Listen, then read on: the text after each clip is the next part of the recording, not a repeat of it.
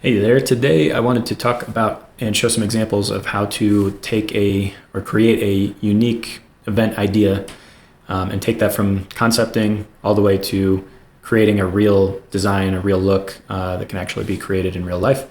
Going from all the way from pretty conceptual ideas using AI and creating some ideas, all the way to sourcing furniture and then creating the actual furniture in 3D models and 2D layouts so that the whole plan can work and look the way that you want it to kind of get a real look at the end of the day rather than a sort of kind of close concept. So this whole method will sort of take you from that sort of vague concept to a much more realistic, like this is what it would actually look like. So that's kind of the process I wanted to go through. And you can take some pretty simple steps to get there. Obviously, you can always wander along the way. And this ends up being pretty fun. I think it takes a little time to kind of dive into all these things. Once you decide that you want to go a certain direction, you might spend a lot of time looking for different furniture or different cool objects that are unique. And so you can kind of go down those paths, but I think those are what makes kind of designing these sorts of things really fun. So we're kind of steering away from more of the generic looks and trying to do something that would be a cool concept, and how do you actually make that into a real thing. So these are kind of the steps that we'll look at, and we'll show some examples of them. I created one example, so we'll just kind of go through all that. But the first is to use some AI generation to create concepts. So one thing that AI is definitely really good at this point is creating just general ideas and concepts. It's much worse at taking those concepts and making them kind of accurate as far as the scale of them, let's say placement, layouts, all that sort of stuff can be pretty bad. But it's great to just kind of get an initial idea. So you can create multiple ideas and then go from there. From there, we'll go through and look at taking the sort of best concept ideas and then kind of joining those and start to create one design off of a few different concepts. And then after that, you can go and look for the different vendors of what actual products you can rent or buy or use to kind of create the look that you want, and how then you can take those objects or create those objects inside of a 3D program to create the final look and the layout of how it would all actually look and work together. All right, so we'll hop in here and start looking at some examples. So this is the kind of final idea, not necessarily final, but the idea that I came up with after going through everything. So this is the real layout. We have a whole plan, lighting, furniture, kind of everything added into the scene at this point. And so I'll start at that first step again to kind of show how I went through the process. So the initial idea was, okay, let's try to do something that's sort of a seaside theme. Maybe the venue is near the sea in some way and you don't want to feel like you're in a ballroom the entire time or some meeting space. So try to bring the sort of outdoor seaside area in, but I also didn't want the theme to feel too overdone and too thematic. I wanted it to be more subtle, so you don't have over the top theme going on so that it's so in your face. So I started with just some concepting ideas. What I did was I actually I used the room in this program here to kind of make sure that I'm in the right space. The dimensions are all good. And then I added a screen. So I know I wanted a big screen, and I made sure that the size was correct that I wanted in the stage that I wanted. And then from there, I kind of had nothing else in the scene. And then what I did is I just went to here and asked the AI basically to create a event design with a seaside theme and to keep the theme sort of subtle. And I think that was about it. And then you can kind of work from there. But I think the first one I came up with here was this one. And I liked that it was more subtle. It used a lot of kind of neutral tones, nothing too in your face. And I liked some of the like beach driftwood and some of the soft seating and sort of stuff like that. So I thought it was a really good start. The seaside logo and the screen was not the greatest. I didn't like that. But I liked some of the lighting and some of the furniture. So I went from there. I think I asked it to add some more kind of lighting to go along with the theme. So it came up with this. I thought this was a little over the top, so I just took that as an idea. But and then I think, honestly, from there, I was pretty set on just trying to get some furniture and layout and stuff like that would work.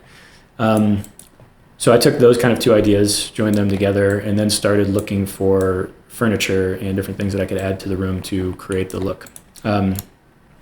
So from there, I went on different vendors, just kind of searched through Google to find some different furniture. And if I go into my custom objects here, what you can do with the custom objects is that you can create a 3D model based off of a picture. So I could just go into any of those rental furniture websites and find the furniture that I wanted. And so let's say one of the pieces that was kind of unique was this one. And so I took just an image of this with a white backdrop. It was just an image from the website, loaded it into here and hit create 3D model, and it went ahead and created the 3D model. From there, it imports. So if I just click on it like this, and it's going to be right here, it's going to be pretty large. So you're just going to want to scale the whole thing down. And then you can see what the dimensions are here and make sure that the dimensions are the same that they are in the in your scene here.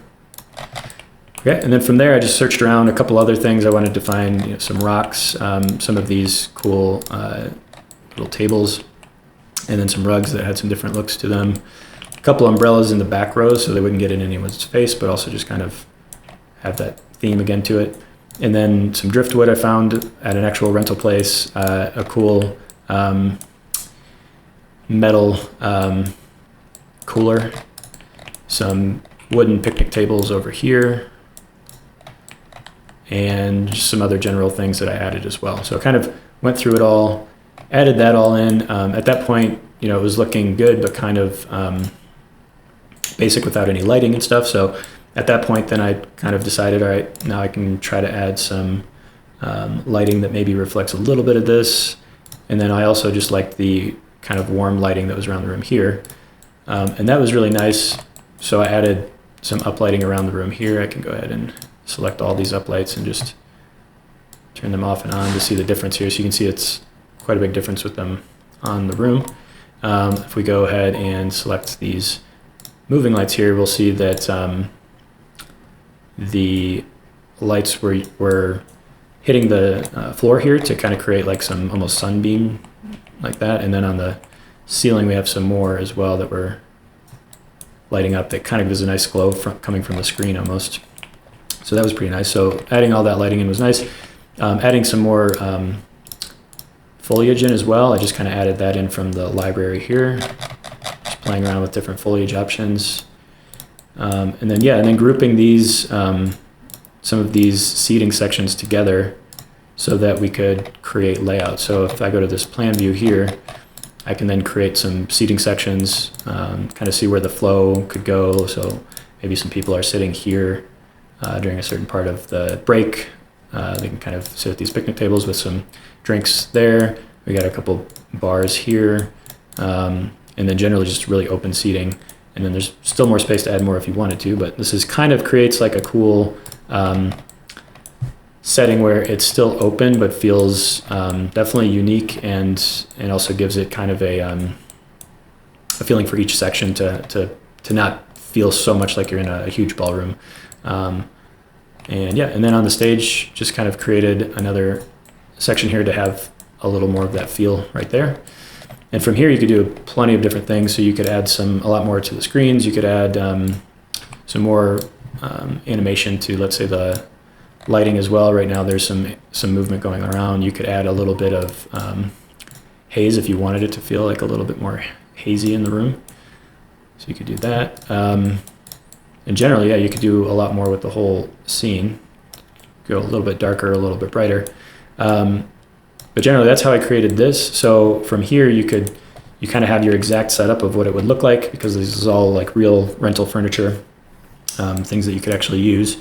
And at this point, you have your layout, which I will change the look of real quick to kind of get a better idea of how this looks. So you can have your layout here, and then you can have your final renderings as well to show whoever you need to.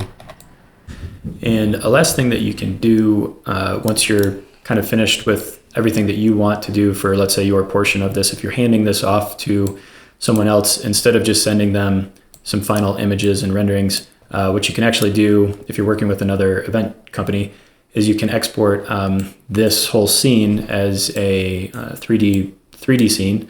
So you can then send that to someone to use within their own program, or you could send this out to someone to be used in the same program. And this allows, let's say, someone to take the scene and then add, let's say, more lighting, or if it's a larger production company working with someone else, they might add rigging or however that wants to be set up. So you could do it in different stages where one person or one company is working on the theme or the furniture and decor and stuff like that, and then another company is kind of taking it from there using and setting up the AV portion of things. So there's also that option as well that you might be able to use towards the end of the whole setup. I think that kind of covers it in general. I could go over some of the more technical things, which is just like creating all of these little groups and things like that. But I could also leave that for any questions if anyone wants to know that. That's sort of mostly just kind of all right, where am I going to place the things? Do I want to duplicate this thing, add another one over here? Do I want to create a group of things? So that's more of like you're playing around with your whole idea and where you want things. And yeah, you can also go much deeper and create measurements for everything. So you could go and create, let's say, some rulers here, and then you can start to say, okay, I want the first section of seating to be right here, which is, let's say, 12 feet from the back wall and here to here. So then you're getting more technical with all the exact measurements of everything, and then you'll have your whole plan. Yeah, anyways, hopefully that helps. There's a lot more in between everything, but a lot of the fun of this is when you are getting in there and kind of looking at different objects and how you want to add them. Some work, some don't, so you kind of have to play around with it, but that's kind of the fun of it.